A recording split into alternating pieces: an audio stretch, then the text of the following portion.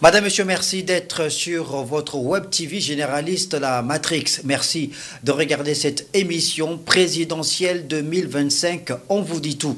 Dans cette émission, on fait le point sur l'actualité en rapport avec l'organisation de l'élection présidentielle prévue au Gabon le 12 avril 2025. Et pour en parler, je reçois sur le plateau Nikez Moulombi. Il est le deuxième vice-président du Conseil économique, social et environnemental, leader de la société civile au Gabon et président de Croissance Saine Environnement. Monsieur Moulombi, bonjour. Bonjour. Merci beaucoup d'avoir accepté notre invitation. Merci, c'est moi.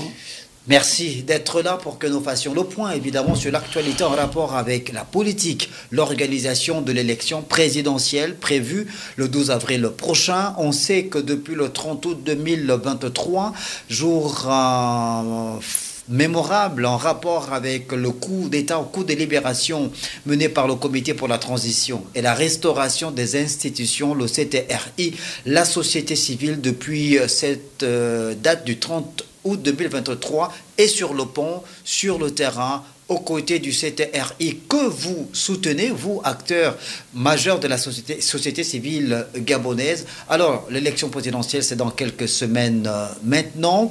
Il y a quelques jours, le ministre de l'Intérieur, Herman Imongo, a rendu officielle l'identité des membres qui composent l'ACER, l'autorité de contrôle pour l'élection et le référendum.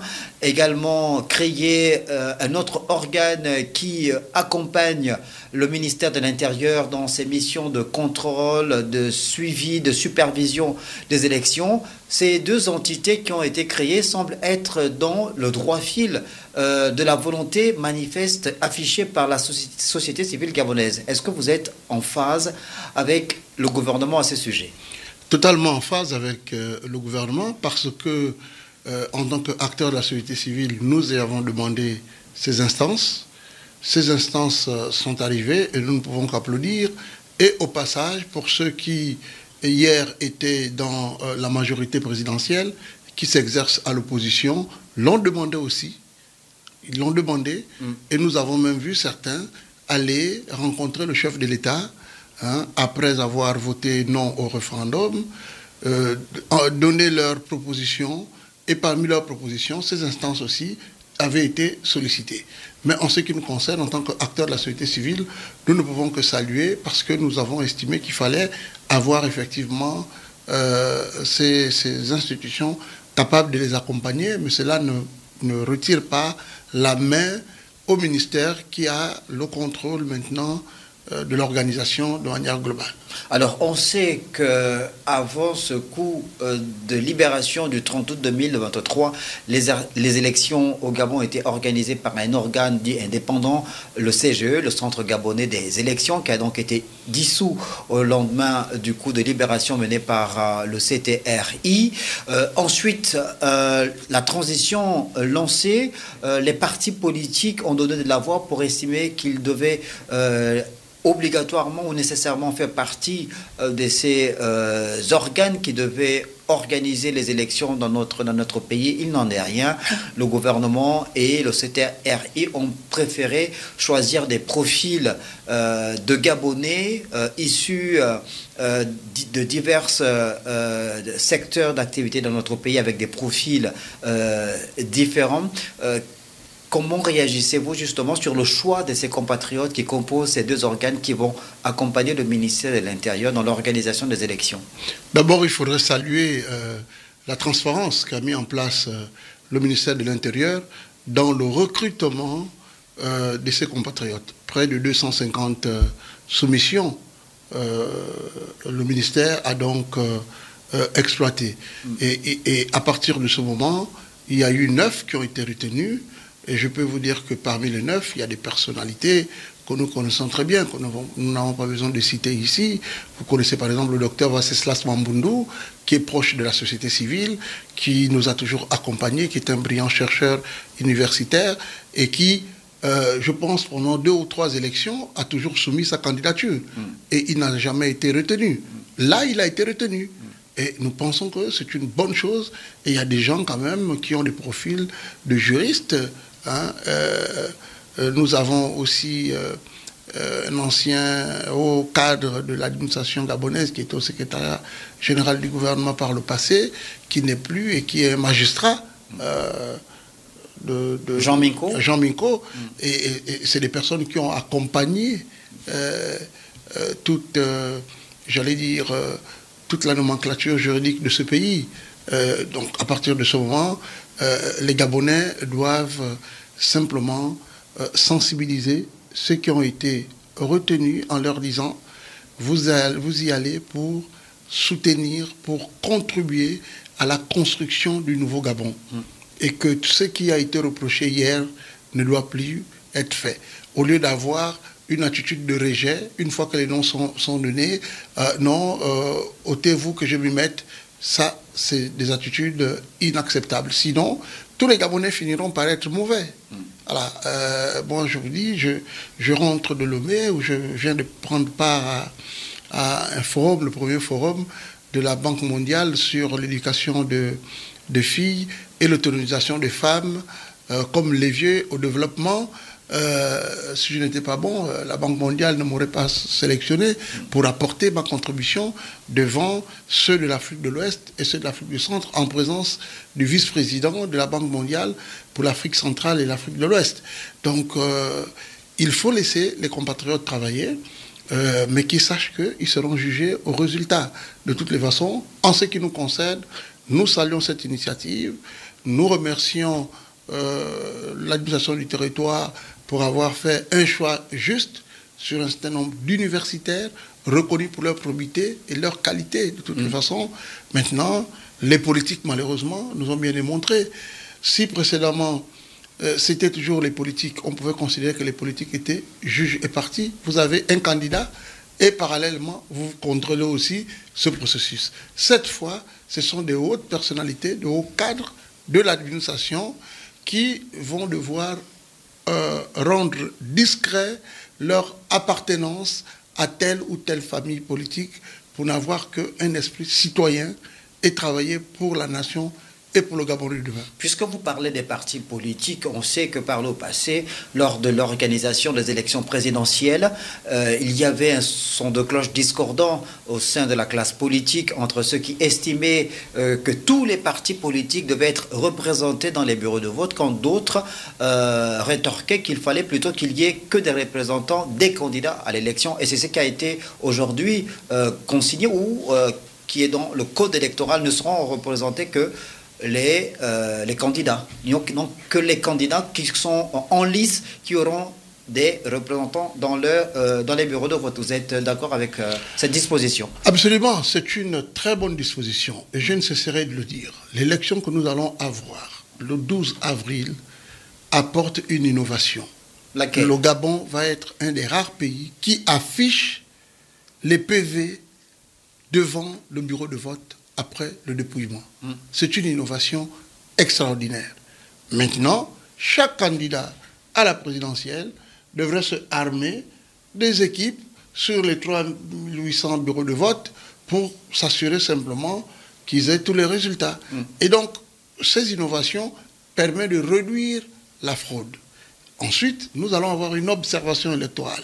Cette observation électorale va regarder la régularité du scrutin. Est-ce que si nous avons convenu que les gens doivent voter avec leur pièce d'identité, est-ce qu'ils ont leur pièce d'identité? Est-ce que leur nom est sur la liste électorale? Est-ce que leur carte d'électeur est bien là? Est-ce que les bureaux, les bulletins de tous les candidats ou le bulletin accolé est bien présent? Est-ce que l'urne est bien disposée? C'est cela. Je pense qu'il est important et je voudrais aussi ici saluer le président de la transition pour avoir ramené au plus tôt la date de cette élection parce qu'il fallait revenir à l'ordre constitutionnel.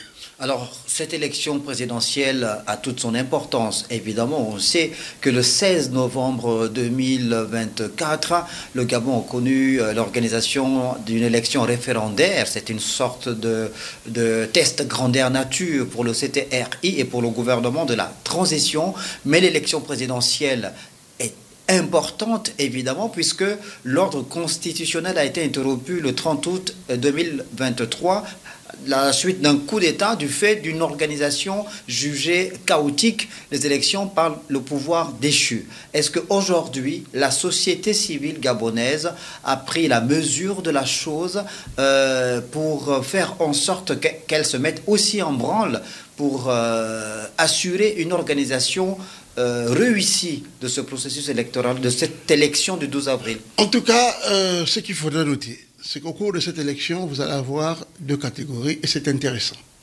Vous allez avoir des acteurs de la société civile qui vont prendre position. Position en faveur d'un candidat? Qui vont prendre position en faveur de tel ou tel autre candidat. Vous allez avoir des acteurs de la société civile qui vont continuer à jouer leur rôle régalien, hein, que ce soit dans l'observation électorale ou dans la sensibilisation.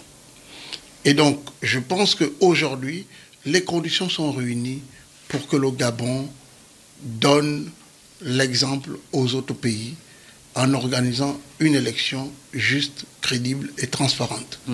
Les conditions sont réunies. Et je peux vous dire, ce n'est pas un secret, le ministère en charge de l'organisation électorale a procédé déjà au renforcement de capacités de son personnel de commandement. Il y a près de 1 mois, des hauts magistrats, des acteurs de la société civile sont allés former tous ces responsables de commandement. Ensuite, il se poursuit, jusqu'à date, des formations de formateurs par ceux-là sur tous les personnels. Nous espérons simplement que ceux qui auront à aller à cette élection comme candidats à la présidentielle auront eu le temps de former leurs représentants conformément au code électoral, conformément au dispositif normatif qui est la loi, qui est la Constitution, etc., de telle sorte que on se rende bien compte qu'il saura qu'est-ce qu'il faut signer, où signer, comment interpréter tel ou tel autre élément. Depuis plusieurs mois, la société civile gabonaise est effectivement sur le terrain puisque en tant que médias et journalistes, nous vous accompagnons dans la couverture médiatique de vos activités. On a bien vu que vous avez initié plusieurs séances de travail technique.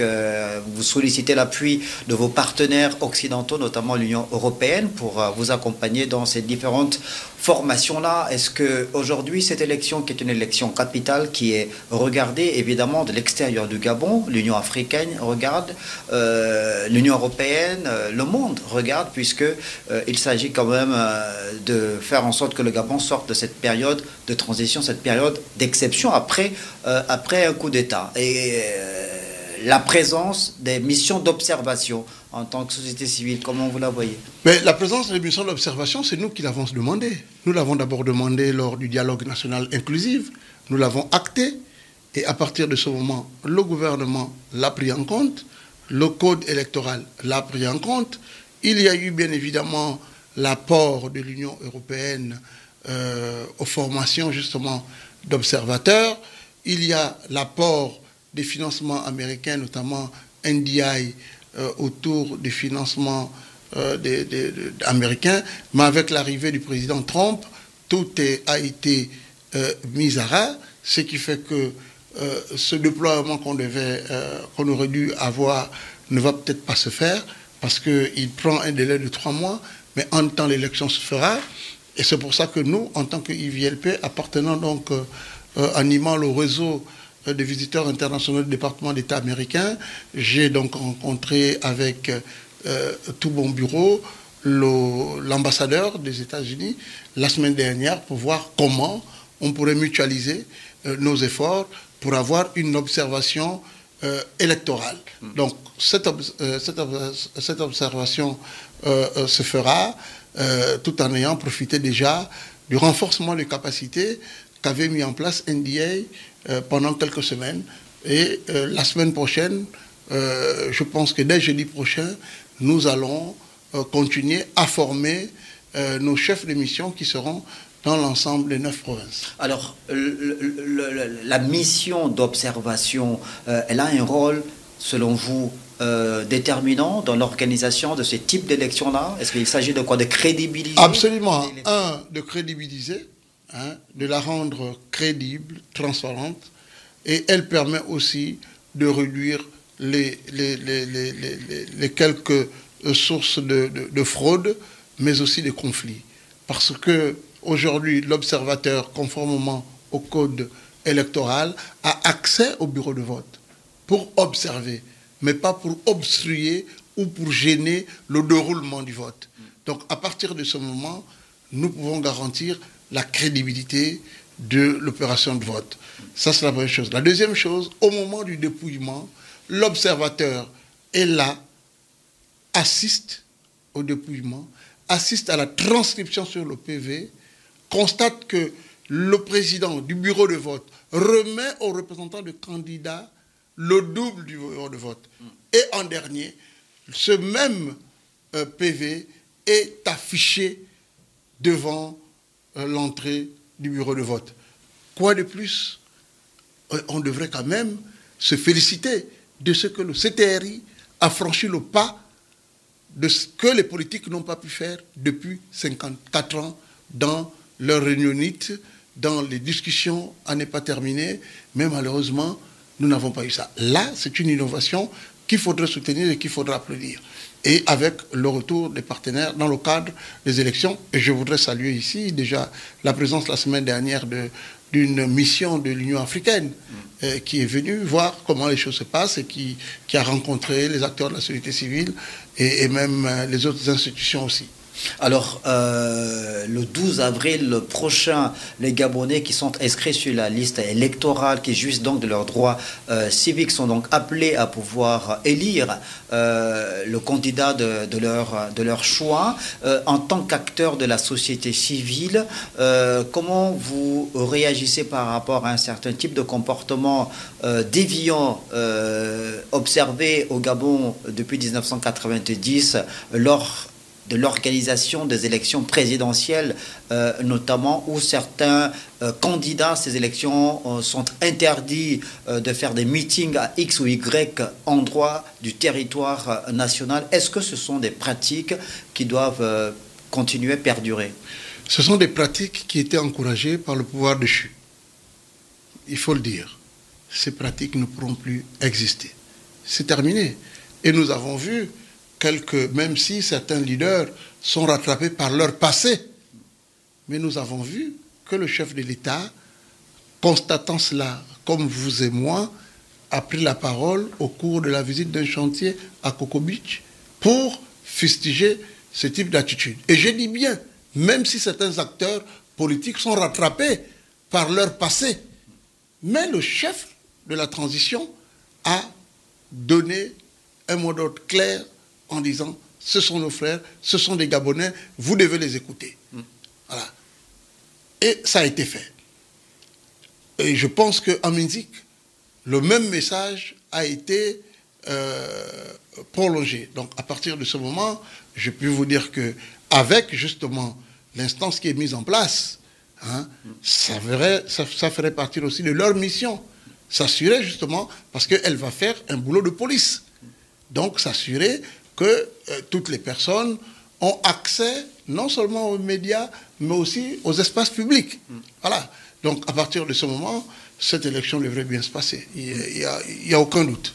Alors, le ministère de l'Intérieur a fait l'annonce d'une nouvelle ouverture, une nouvelle opportunité à l'endroit des Gabonais de s'inscrire à nouveau sur la liste électorale, puisqu'on sait que le calendrier qui avait été élaboré, les dates annoncées et l'opération même prorogée, la clôture c'était le 8 février dernier, mais là il y a une nouvelle date d'inscription, notamment pour les primo-électeurs, pour d'autres qui ont peut-être subi des affectations, qui sont partis d'une localité à une autre dans le pays, qui ont peut-être envie de changer de centre de vote, une dizaine de jours pour permettre à ces Gabonais-là de pouvoir s'inscrire sur la liste électorale.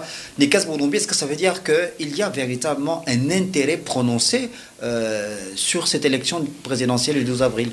Je pense que les dirigeants de la transition sont inscrits dans cette logique. D'abord, réconcilier le citoyen avec l'urne. Ça, c'est quelque chose qui devrait habiter chaque Gabonais. Hein, se réconcilier avec l'urne. savoir que sa voix peut compter et que sa voix ne sera plus bafouée ou comptée en l'envers.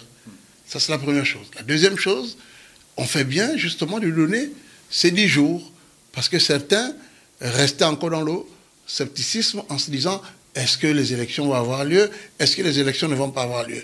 Mais au regard du déroulement des événements et le déroulement que met en place le ministère de l'Intérieur, certaines personnes sont rentrées dans le regret. Donc on leur donne cette opportunité. Mais je voudrais dire que le travail est parfaitement fait. Moi j'ai été il y a 15 jours pour former du personnel dans le Goué maritime. Et là-bas j'ai décidé de changer mon centre de vote. Et j'ai été surpris en rentrant à Libreville. J'ai reçu un coup de fil du ministère de l'Intérieur, donc des agents du ministère de l'Intérieur, me demandant de préciser le centre de vote et le lycée sur lequel je m'étais fait identifier au niveau de Mouila. Donc, c'est pour vous dire que finalement, il y a un travail qui se fait. Voyez-vous, je me suis allé me faire inscrire pour changer à Port-Gentil. Rentrant à Libreville, c'est Libreville qui m'appelle pour me dire est-ce que c'est bien tel centre de vote que vous avez choisi pour l'élection présidentielle. J'ai dit oui.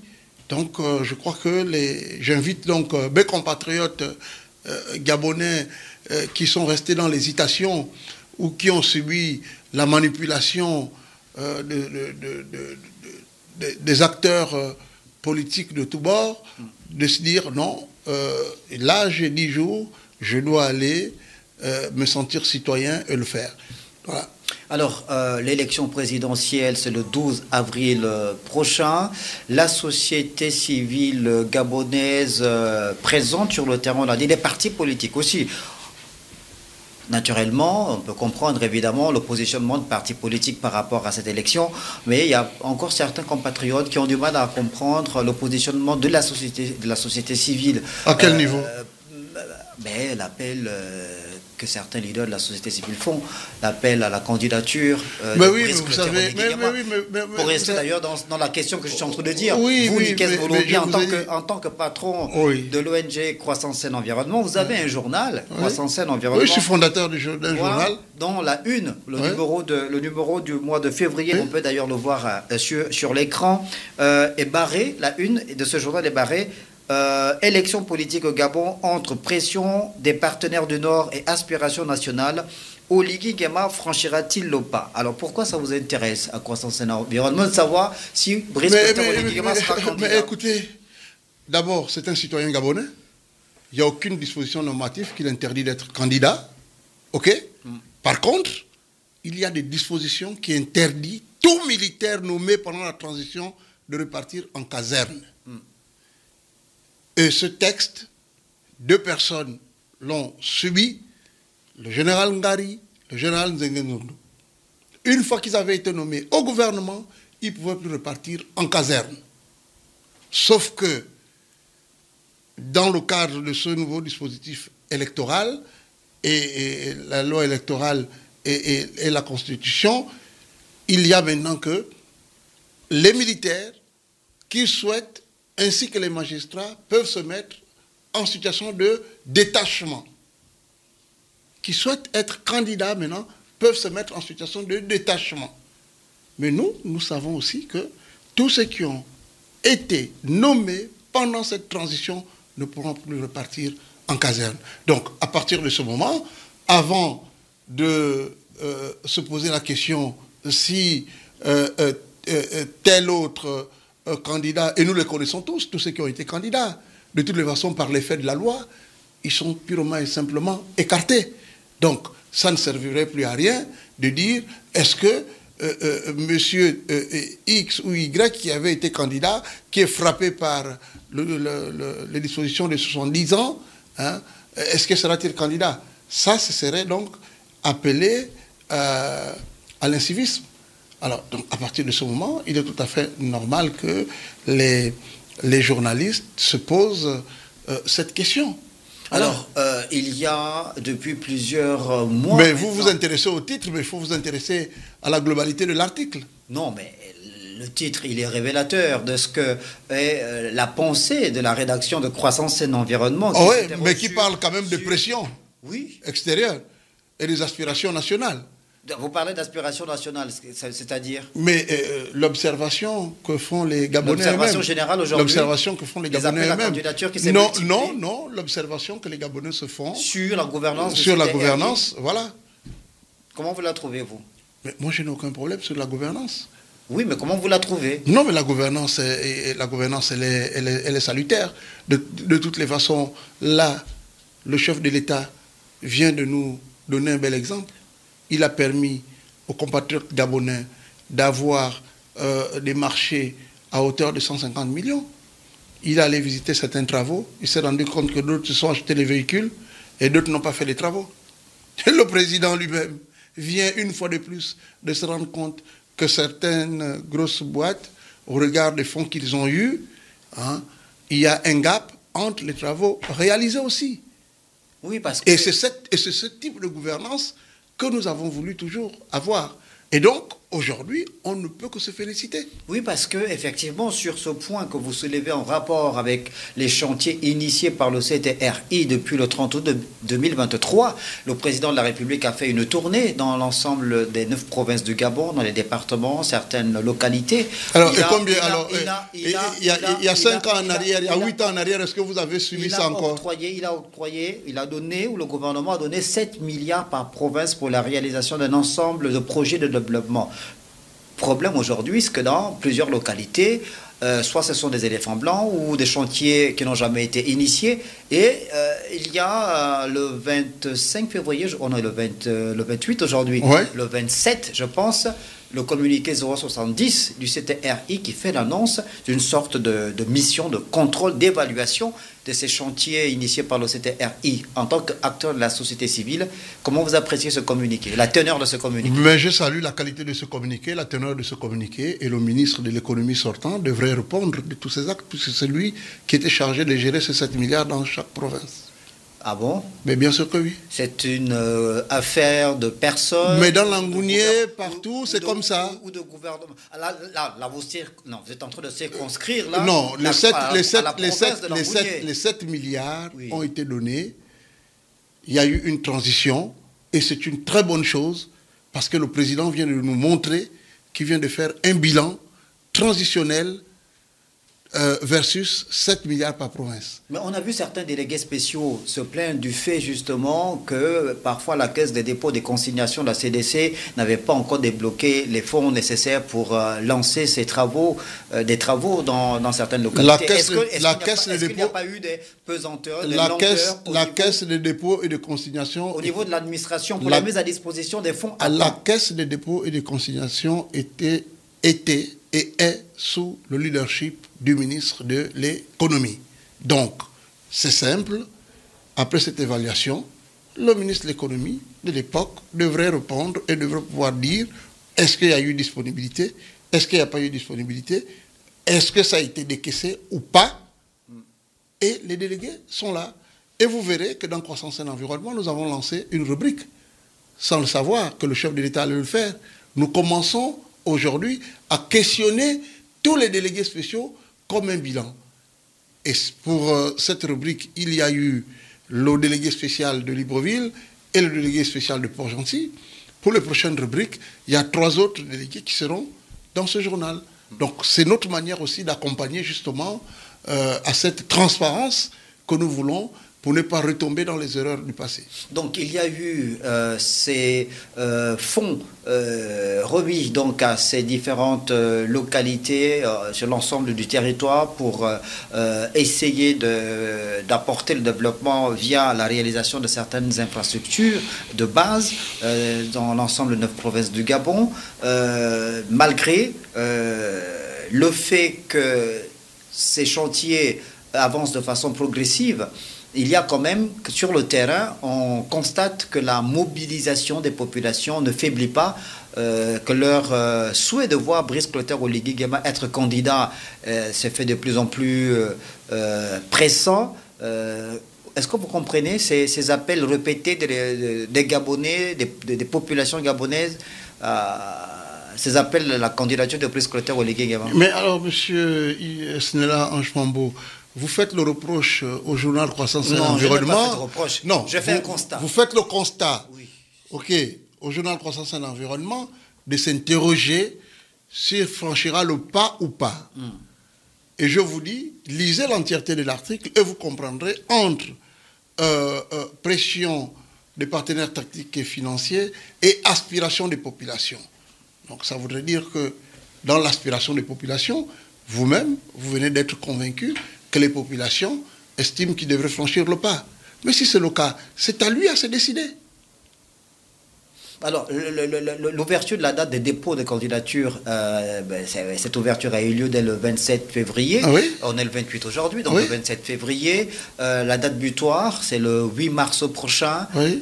Il reste encore quelques jours. Vous pensez qu'il va franchir le pas? Mais écoutez, je pense que, tout modestement, Nikes Moulombi a les qualités d'être président du Gabon. Mais Nikes Moulombi estime que pendant 54 ans, en tant qu'acteur de la société civile, nous n'avons pas pu marcher comme ont fait nos frères du Mali, nos frères du Sénégal, pour ne citer que ces deux pays, ou comme nos frères du Niger, qui ont assiégé certaines représentations diplomatiques. Nous ne l'avons pas fait. Aujourd'hui, quelqu'un a trahi avec ses amis un serment en acceptant de faire un coup d'État. Ayons la modestie de reconnaître et regardons ce que prévoit le dispositif normatif par rapport à la loi. Si la loi l'autorise à être candidat, c'est à lui, après avoir fait le bilan, d'aller ou de ne pas aller. Mais imaginez-vous, moi, mon père fut gendarme, paix à son âme. À son époque, quand vous étiez convoqué, ou quand vous voyez le gendarme et que vous avez fait une faute, vous commencez par fuir. Vous quittez même le quartier. On parlait de la peur du gendarme. On parlait de la peur du gendarme. Et mon père était gendarme. Voyez-vous? Aujourd'hui, la tenue des militaires ne représente plus rien. Du gendarme, ça ne représente plus rien. Vous savez, moi, je rentre de Lomé et j'ai des partenaires au niveau international. Vous trouvez normal que c'est un partenaire de médias qui me dit, Monsieur Moulombi, on voudrait échanger avec vous. Je dis oui, il s'agit de quoi? Mais écoutez, il y a la police qui vient de rentrer dans des maisons, dans des quartiers de Libreville, et ont récupéré de l'argent, du matériel, etc. Et j'ai été attristé hier. Jusqu'à 22h, je suis resté au commissariat d'Akanda. Parce que je voulais aller jusqu'au bout de la logique. Les hauts responsables du commissariat d'Akanda ont commencé à appeler tous les chefs d'unité. Tous ont dit non. Ce matin, ils ont reboleté et ils viennent de découvrir le service qui est allé là-bas, sans l'autorisation des chefs, aller prendre de l'argent dans les maisons des gens.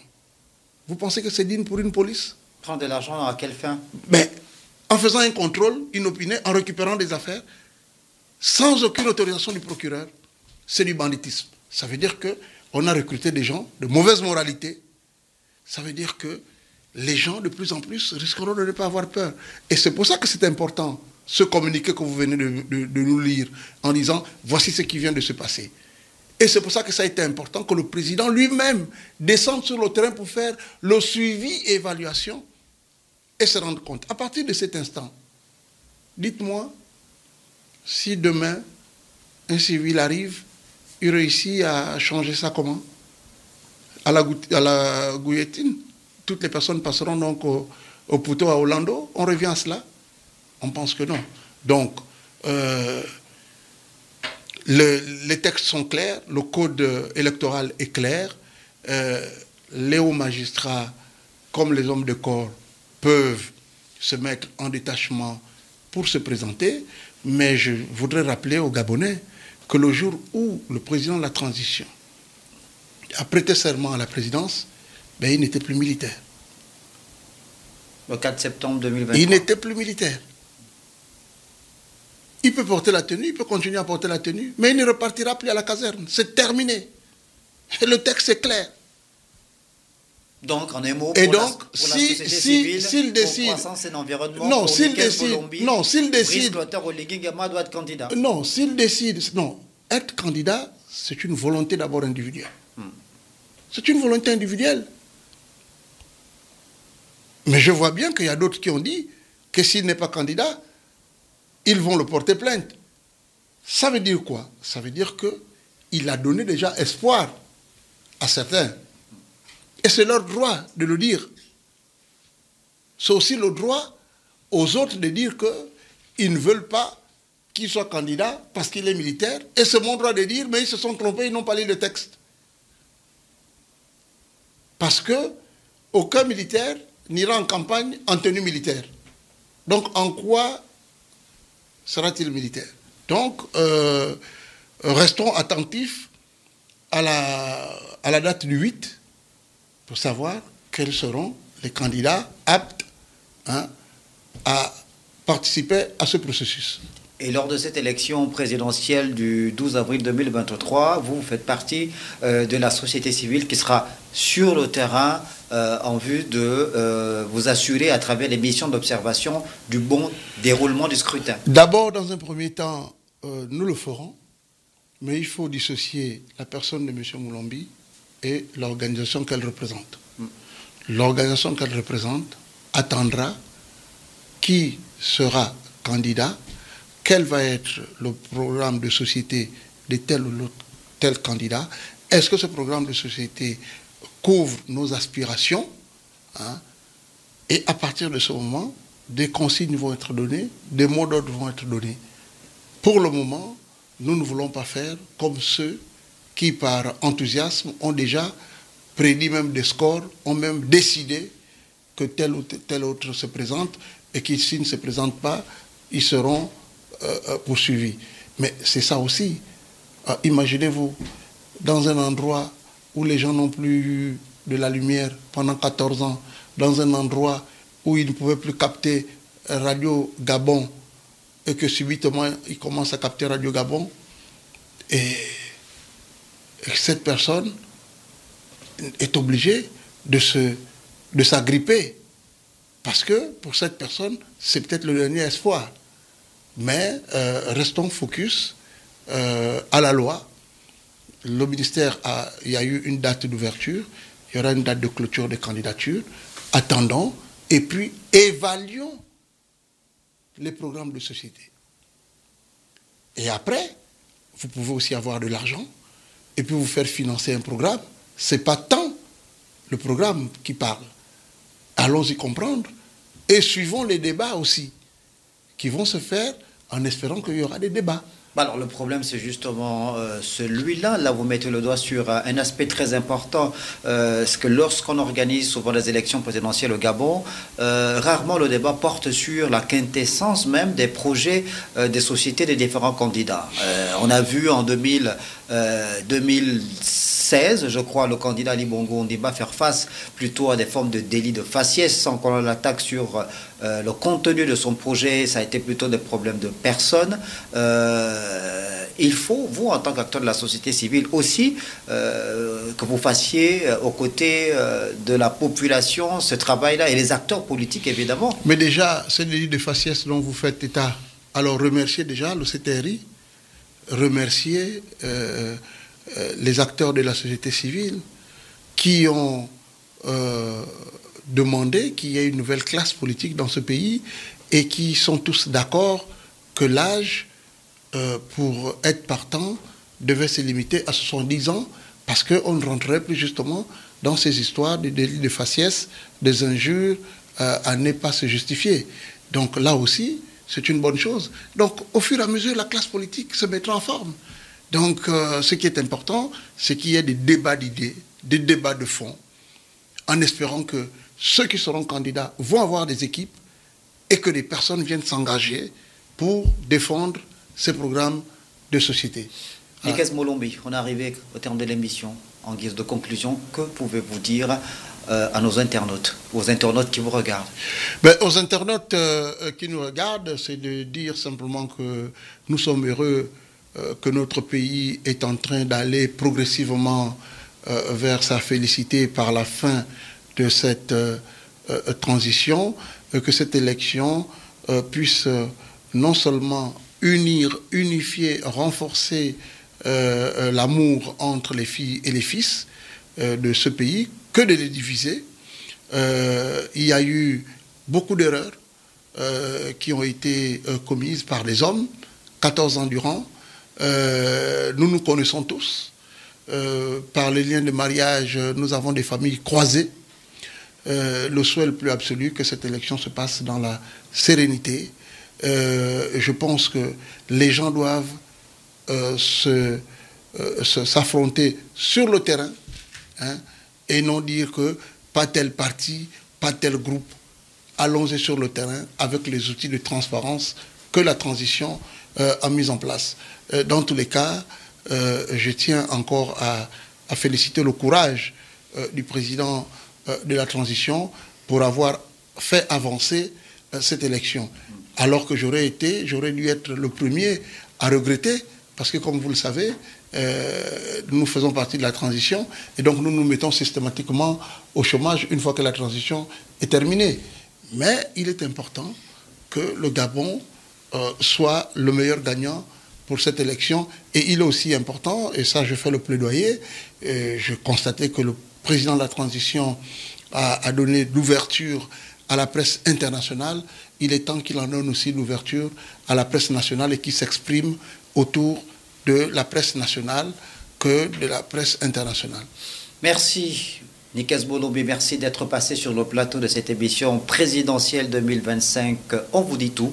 Je rappelle que vous êtes donc le deuxième vice-président du Conseil économique, social et environnemental. Vous êtes également le président de l'organisation non gouvernementale Croissance Saine Environnement. On aura le même plaisir de vous retrouver dans les prochains jours ou les prochaines semaines sur notre plateau pour continuer à décrypter l'actualité politique qui prévaut au Gabon. Et je vous invite à lire le journal Croissance Saine Environnement, dont je suis le fondateur. Voilà, c'est une invite qui vous est faite. Allez-y dans les kiosques pour vous le procurer. Merci de nous avoir regardés et merci de continuer à regarder notre web TV généraliste, La Matrix.